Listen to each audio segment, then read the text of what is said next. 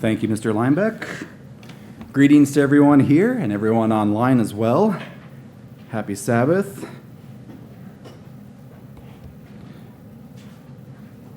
If you've been around me a bit, you've probably noticed that I do like space shuttles.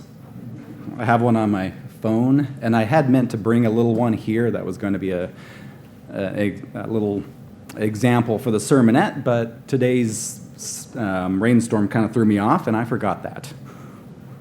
But there were 5 space shuttles made after the first one launched in 1981, a couple months before I was born. Somehow I got interested in them at a young age. The first one that flew was named Columbia. It was also the second that was lost upon re-entry, killing all 7 aboard. The second that flew was named Challenger. It was also lost, unfortunately, several years later. The third one that launched was named Discover. Then the fourth was named Atlantis. That was the last one that flew back in 2011. The fifth one that was built in the fleet was built to replace the Challenger after it was lost. It was named Endeavour. That orbiter was named after a ship James Cook sailed in the 18th century for Britain. Captain Cook and his crew explored the South Pacific along with helping with astronomical measurements that led to calculating the distance to the sun. The sailing ship Endeavour charted New Zealand and Australia during that same mission. The spacecraft Endeavour completed about 25 missions into space. One of its earliest missions was sent up to fix a problem on the Hubble telescope. The telescope had been launched with a major flaw. It couldn't focus. Telescope that can't focus isn't worth too much, so they had to send up another space shuttle to fix it. That mission was nearly 100 miles higher than other space shuttle missions, which made it a little bit more challenging than others. Endeavour also carried the first U.S. module up to the space station to be built. Both the sailing ship and the spacecraft did some pretty amazing things. Also some very dangerous tasks along the way. And the name Endeavour is something that we will look at today in the Sermonette. It's not really a word that we typically use in normal conversation.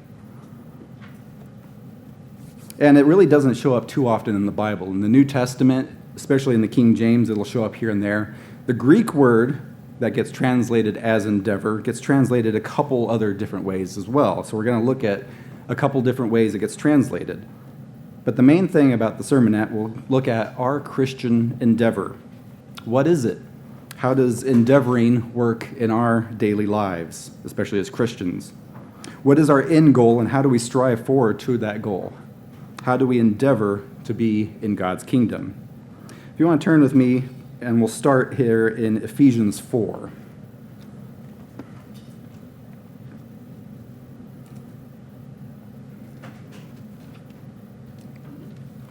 Ephesians 4, we'll start in verse 1.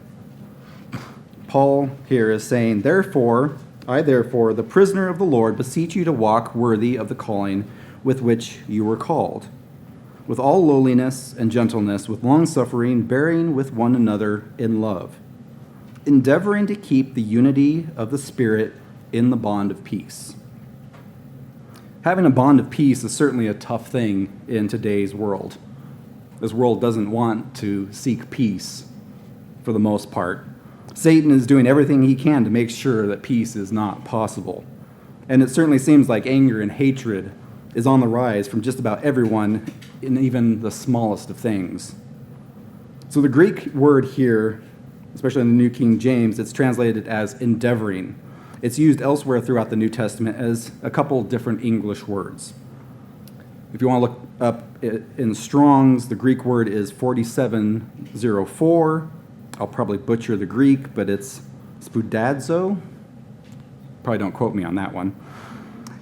A couple of the definitions for this word mean to use speed, to make effort, to be prompt or earnest, to be diligent, to labor or to study.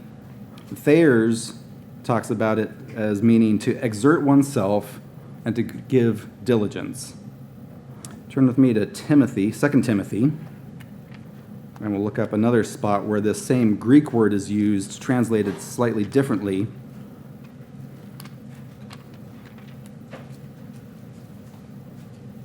Second Timothy 4 and verse 21. Paul here is talking to Timothy, and he says in verse 21, "Do your utmost." That right there is the same word as to endeavor. Endeavor to come before winter. That's the main goal here. Make sure you do it. Be diligent to do something that you set out to do. The brethren there were anxious to have him. A couple other translations translate this same section and say, "Do your best to come here before winter."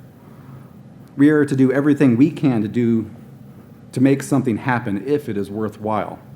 Everything in our power, whatever our hand sets out to do it with all of our might. That should describe our Christian lives. We should be doing our utmost, doing our best to keep God's commandments, to keep our word when we say something, to live uprightly, so we can bring glory to everything that we do, so that God will be glorified in our actions. Another way this word is translated is to be diligent, as I mentioned earlier. Turn with me just a couple pages over to 2 Timothy 2, verse 14. Here it says in 2 Timothy 2, verse 14, Remind them of these things, charging them therefore before the Lord not to strive about words to no profit, to the ruin of the hearers. Now, how often does this happen in this world today? How many useless arguments constantly happen back and forth between people that are not going to convince each other in that moment? I'm pretty sure we'll see a few of these things coming up because we've got a presidential election coming up. That seems to be how politics happens. To the ruin of the hearers. It takes diligence not to get dragged down to this world's level of bickering, as it says even in the next verse here. In verse 15 it says, be diligent. Again, that's that same Greek word that says to endeavor, to do your utmost, to present yourself approved to God, a worker who does not need to be ashamed, rightly dividing the word of truth. It takes a lot of effort to do this, endeavoring to rightly divide the word of truth, diligently taking our time to learn how to do this. So we set a good example for other people around us so we don't get dragged down to what this world constantly does. In verse 15, the King James translates this as, study to show yourself approved. That's a major part of endeavoring to study, to know what we should and shouldn't do. It's certainly a good way to endeavor to grow and to learn. Study, make sure what is true and what is not true. What does matter, what doesn't matter from day to day. This chapter later talks about in verse 23, avoiding foolish and ignorant disputes. We can certainly get sidetracked with pointless things in this life. We'll look at another example here. It's 2 Peter.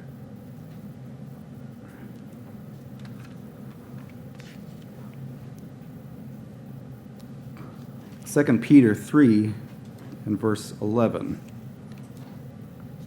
This kind of puts it all into context because it's giving us example of kind of what's coming, what God's got in mind for what is physical in this world and what we need to look forward to with the coming kingdom. 2 Peter 3 and verse 11, therefore, since all these things will be dissolved, all these physical problems that we have, all this human nature, all these conflicts, all these disputes, what manner of persons ought you to be in holy conduct and godliness, looking for and hastening the coming of the day of God, because of which the heavens will be dissolved, being on fire, and the elements will melt with fervent heat. Nevertheless, according to his promise, look for new heavens and new earth in which righteousness dwells.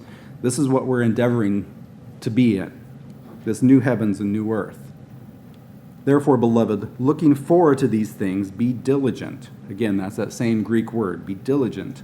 Endeavor to be found by him in peace, without spot and blemish.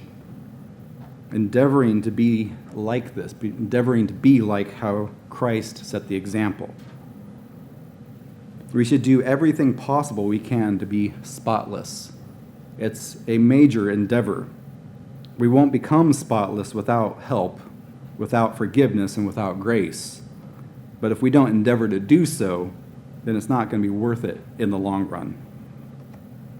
Our exploration in this life, our mission through the physical world, won't lead to a successful conclusion if we don't endeavor to better ourselves along the way in everything that matters, in godly ways that will stand the test of time. Both the sailing vessel and the spacecraft named Endeavour had missions and tasks to accomplish.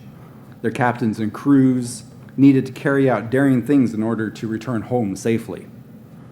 They had to focus to do their best. They had to be diligent in their tasks in order to achieve their goals. There was preparation and study involved. They had to make sure the missions would go off without a hitch in order to be able to come back home to their family and friends. Our Christian endeavor requires us to do the same, and our mission is of even more importance than the physical ones. Do we study so we can discern the truth? Do we know when to shy away from pointless disputes in this world? Do we do our utmost to become like Jesus Christ, how we live our lives? Our task can be daunting at times, but the goal is a worthwhile one that deserves our utmost focus. And our endeavor, with God's guidance, will last forever if we are willing to undertake it.